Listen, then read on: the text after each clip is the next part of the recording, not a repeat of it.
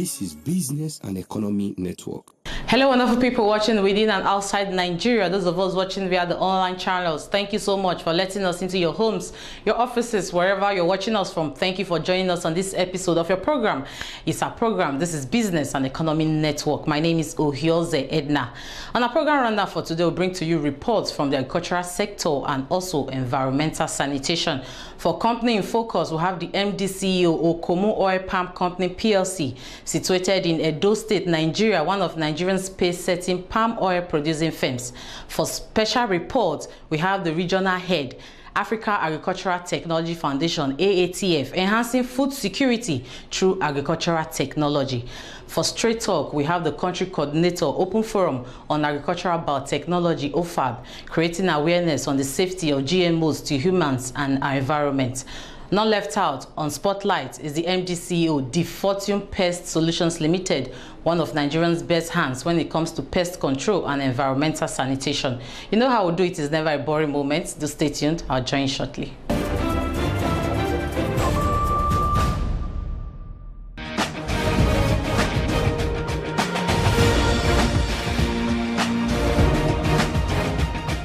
OKOMU Oil Palm Company PLC stands as one of Nigeria's biggest palm oil producing and processing company, sitting on no less than 34,000 hectares of palm seedlings, fruits and rubber, located in Edo State, Nigeria.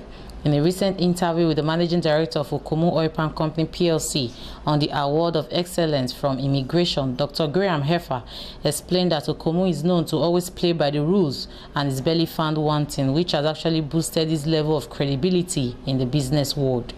No, we were very proud to receive that, and you know, I think it just goes to show that at the end of the day, you know, we as a company, we play by the rules. Okay, if it's legal, we will make sure we do it. If it's not, please just don't come and ask us to do it.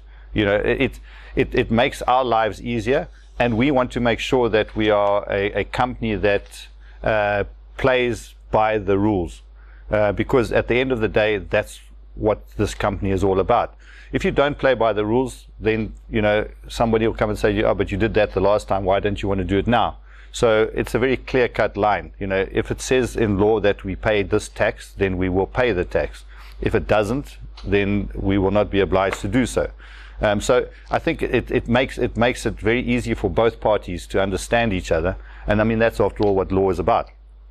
You know, so that it's fair to all concerned. If you're a Rotarian, you should know that, like we are. So you know, that's the good news. So, and I'm very happy to say that I think we're starting to see that people are starting to move towards that sort of base. That, yeah, you know, if it's legal, we will stick by it. If it's not, we will also not stick by it. So I'm happy that this is the kind of thing that recognizes that we have done it correctly, and we're very appreciative of it. Yeah, look, I mean, we have around 5,000 direct employees. If you work on indirectly, you could probably use the multiplier effect of about 5 to 6. So there's a lot of people who benefit both directly and indirectly with the company. And that's why it's so important. You know, if you take a contractor, he employs people as well. So it's huge, you know, if you look at it like that. So, but it's also important for us that we keep up to date with modern technology and what is happening. Retraining and reskilling our employees is critical, and we do this on an annual basis. Last year, if my memory serves me correct, I think we spent around 25 million naira on retraining. We also work together with consulting firms to make sure that areas of concern are where we are upgrading our staff. Our managers are tasked to make sure that our people are up to date, both with HSE matters. Health, safety and environment is critical for us. We have machinery here that is dangerous. We need to make sure that our people are trained and look after how they work there. We have also, for those that are going to be retiring from our company, we give them training for pre-retirement and retirement, so they don't run out of money. They hopefully learn how to manage their finances when they're in retirement. We have We have in-house workshops on computer training, because obviously it's important that our people are kept up to speed. So yeah, we do a myriad things every year, and my HR department and the communications department are the ones that are important in making sure everything works, and thankfully it does, and they do a good job. To us, we are not an island, and our communities surrounding all our plantations are very, very important to us. Not only do they work as partners for us, because a lot of them are contractors, a lot of them are employees, a lot of them are doing indirect work which assists us and helps our company to survive. So, there's a lot of give and take. In that regard, we also espouse to the rules and regulations pertaining to the Roundtable on Sustainable Palm Oil, RSPO.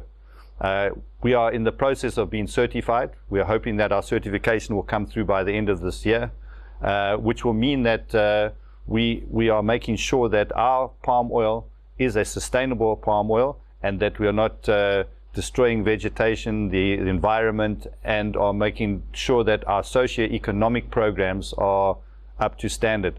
So part and parcel of that is obviously working together with the upgrading and development of the communities that surround us. Yeah, these are all the areas that we look at to help to ensure that they develop as a community along with our development. We do not want to see them left behind, because if we develop, they should develop, and that's how our partnership works with our communities. And I must say, our communities are very, very good communities. We appreciate them, and we have a very good rapport. And if there's something that they don't like, there are grievance mechanisms. We use them. We have a lot of communication, and hopefully it continues to get better.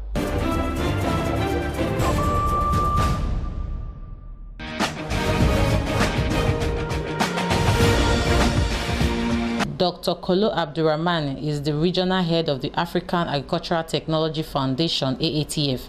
A.A.T.F is to address the issues of food security in Africa with focus in Nigeria, with the aid of recent agricultural technology that is suitable for such region and location. The foundation dares to identify key challenges and through technological measures find the long-lasting solutions to such, thereby making the farmer happy, as less problems will guarantee higher yields. Africans are advised to tune to science and technology in all its dealings to be able to enhance all its God-given potentials and resources well. In Nigeria, we got rivers. It rains. Even now it is raining. I came from Ibadan. I was a few days ago. It was raining. It rains. We got land. You go to Egypt, it doesn't rain. It rains once every 20 years. So if you take a boy, a young man of 20 years old, he may never have seen rain. You never heard about Egypt talking about food, lack of food. Have you? Never. And Egypt is not richer than Nigeria. Nigeria had more land, more rain, more water. The only agricultural lands in Egypt are along the Nile River. It's narrow band. But Egyptians are able to feed themselves and even export. And they don't have more money than Nigeria or some of the African countries. How? Why did Egypt did it?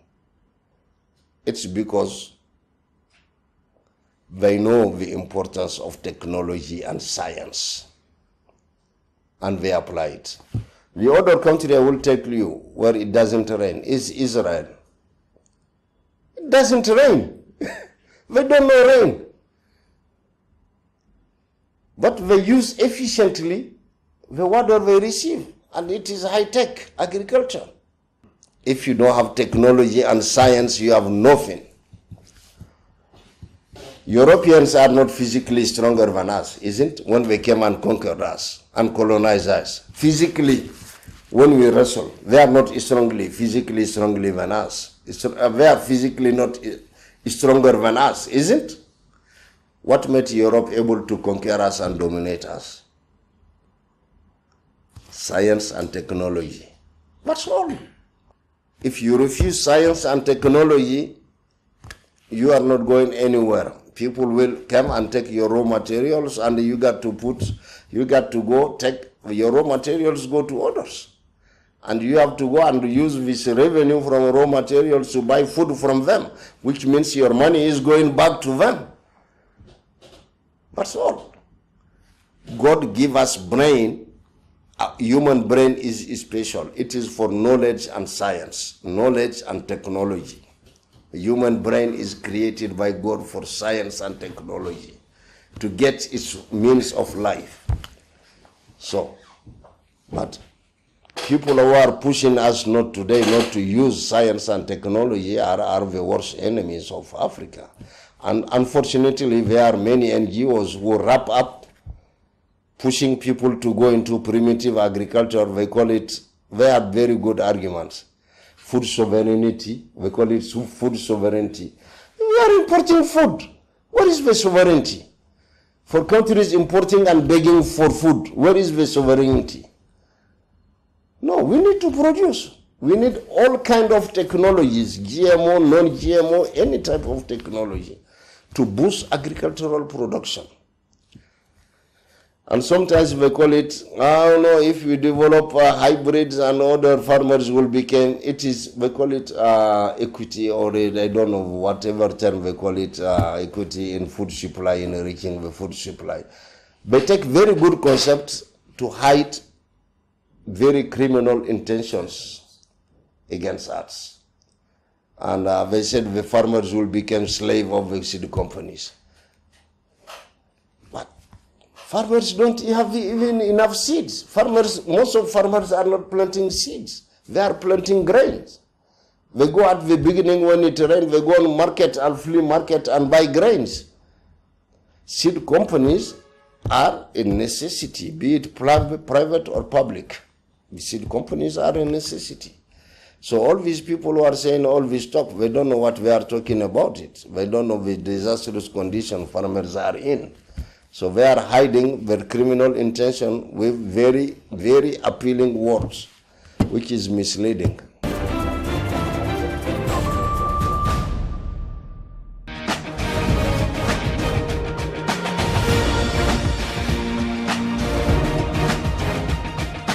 Open Forum on Agricultural Biotechnology is a body saddled with the responsibility of creating awareness to everyone as it concerns modern agricultural biotechnology. Open Forum on Agricultural Biotechnology O.F.A.B Nigerian chapter has been in the forefront of letting people know on the safety of genetically modified organisms and food to human health, animals, and the environment. A lot of progress has been made considering the development and release of cotton and cowpea species released out for commercial purpose to ease the plight of farmers and guarantee high yields when cultivated. Dr. Rose Maxwell Gidado is the country coordinator. There's beans that has been genetically modified to resist maruca, the maruca insect larva.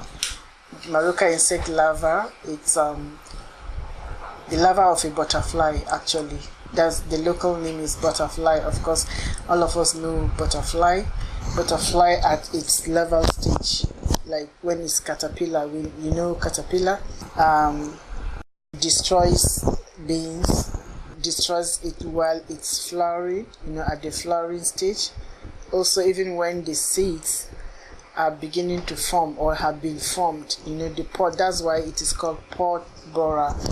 Pod borer is when the pods are already formed and the seeds are already there. It destroys it.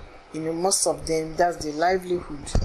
And if your farm is destroyed, what else do you have? That's what gives them money and so on and so forth.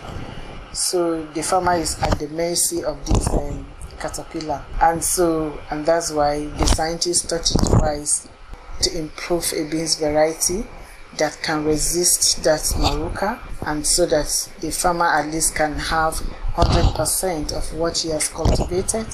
He can have bumper harvest, and that means empowerment to him, and his income will increase. He'll be able to take his children to school. And this thing started since 2009.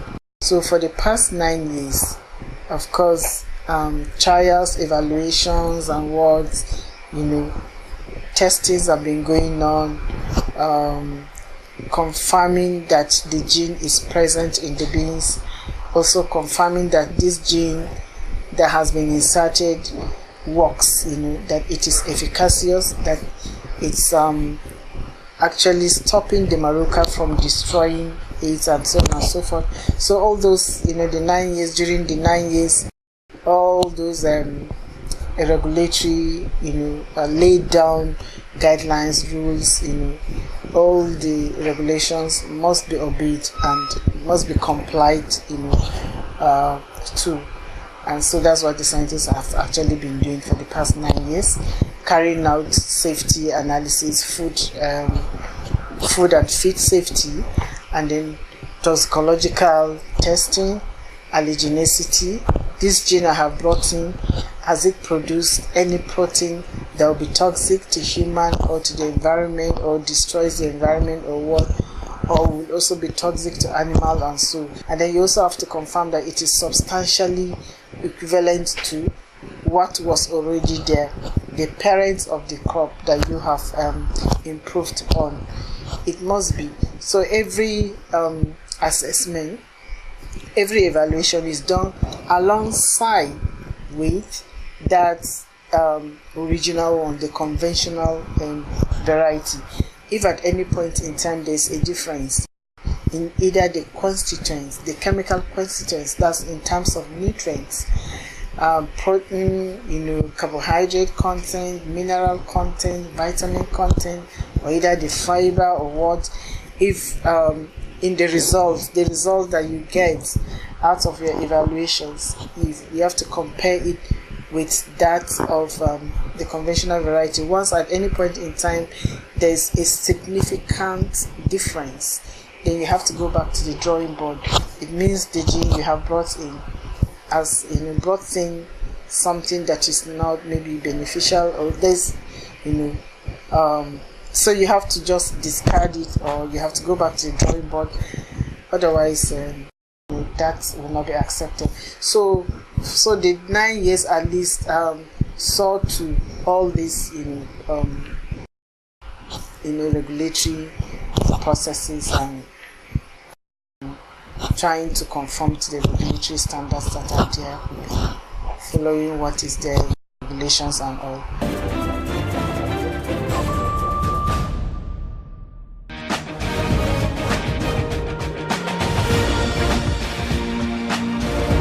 DFORTUNE Pest Solutions Limited is one of Nigeria's pace-setting pest control and solution firm in Lagos and its environs.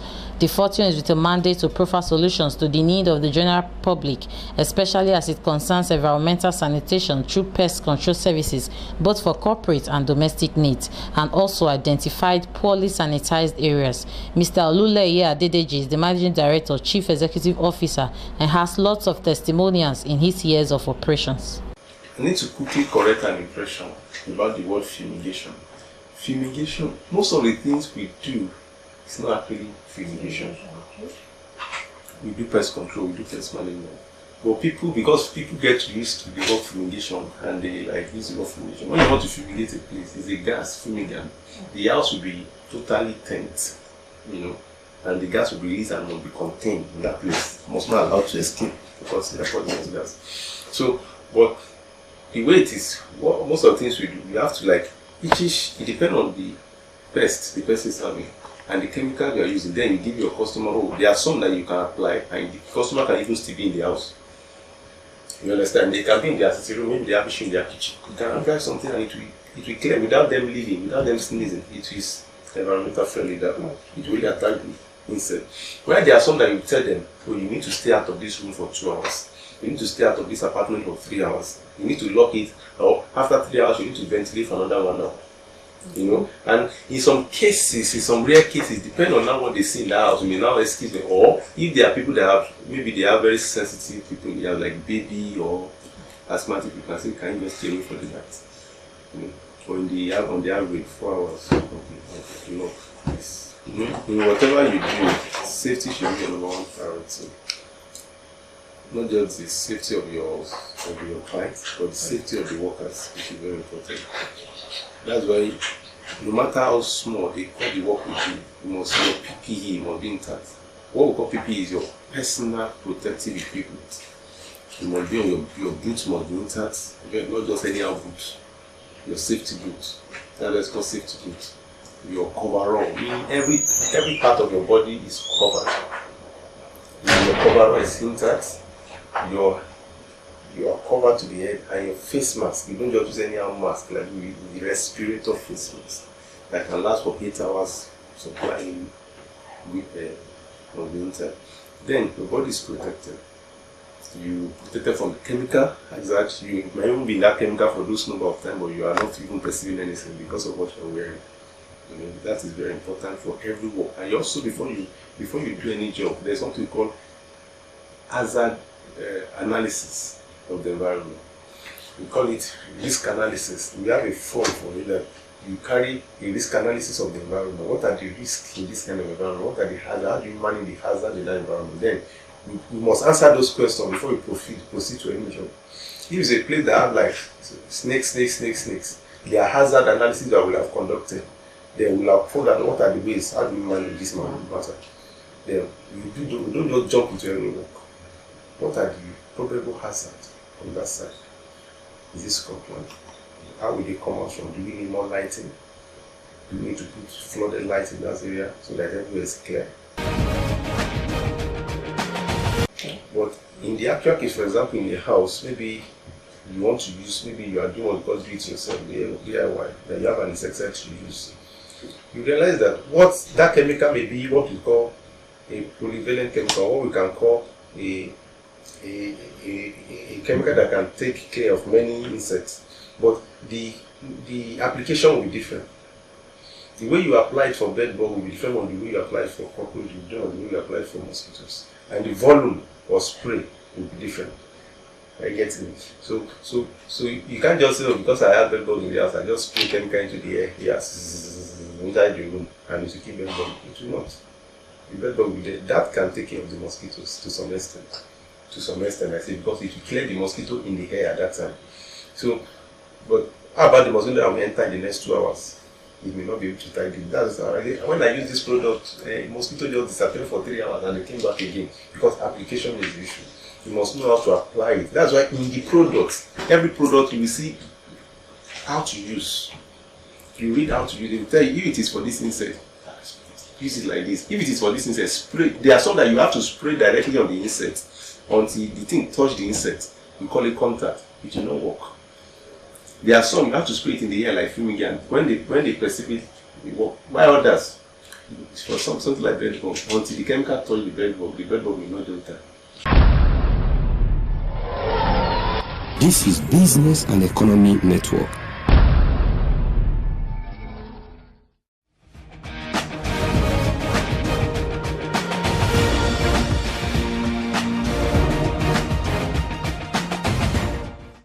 Welcome back, viewers. Hope you had a wonderful time and learned something new about agriculture and also on pest control. This is the more time you permit us to take, but as usual, I need to thank you so much for your contributions. Without you, we would not have made it this far. To our wonderful production crew, thank you so much. Join us same time, same station next week. We love you. God bless you. Happy New Month.